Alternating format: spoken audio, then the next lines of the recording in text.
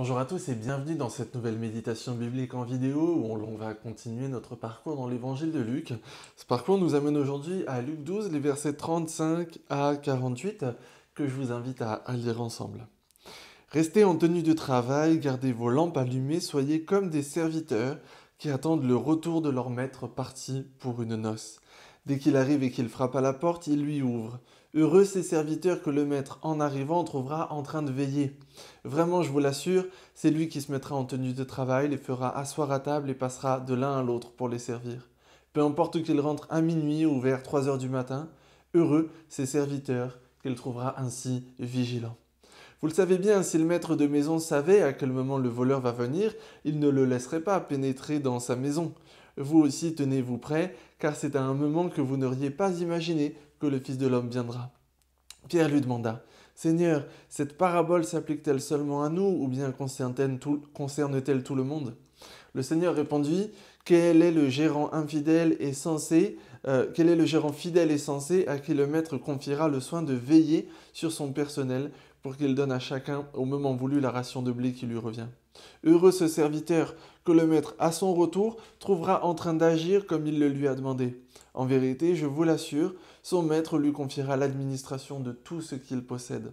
Mais si ce serviteur se dit « Mon maître n'est pas prêt de venir » et s'il se met à maltraiter les autres serviteurs et servantes, à manger, à boire et à s'enivrer, son maître arrivera un jour où il ne s'y attendra pas et à un moment qu'il ne connaît pas.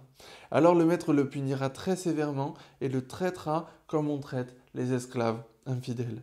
Le serviteur qui sait ce que son maître veut de lui, mais qui n'aura rien préparé ou qui n'aura pas agi selon la volonté de son maître, sera sévèrement puni. Mais celui qui n'aura pas su ce que son maître voulait et qui aura commis des actes méritant une punition, celui-là subira un châtiment peu rigoureux. Si quelqu'un a beaucoup reçu, on exigera beaucoup de lui, et plus on vous aura confié, plus on demandera de vous. Ce texte, un petit peu long, nous parle de serviteurs, de maîtres, et évidemment, on peut voir dans tout cela une image, et évidemment, le maître, c'est Jésus, et nous sommes ses serviteurs, d'abord les disciples à qui il parle, et puis nous aussi, maintenant, par extension.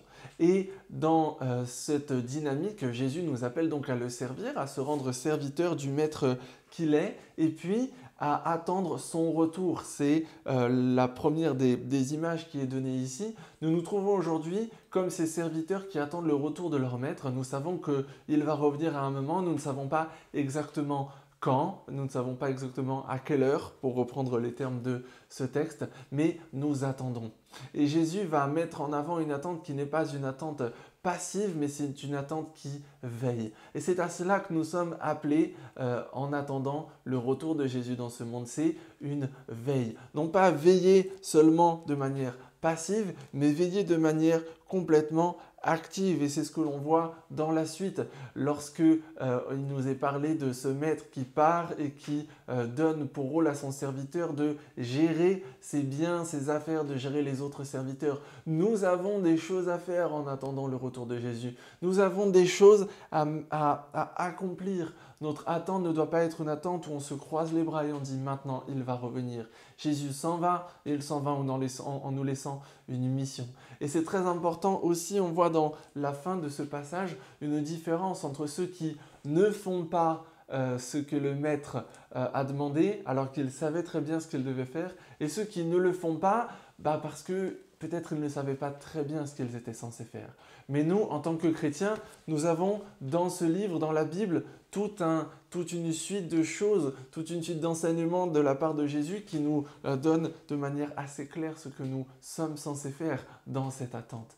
Veiller de manière active, veiller en continuant de pratiquer l'amour, en le mettant en œuvre, en continuant de partager autour de nous la grâce et l'amour de Jésus. Veiller aussi sur nos vies en continuant de chercher à lui obéir, à obéir à sa voix, à sa volonté. Alors ensemble, veillons et continuons de veiller, continuons de nous tenir éveillés les uns les autres dans cette attente de notre Maître qui revient un jour parce qu'il nous l'a promis.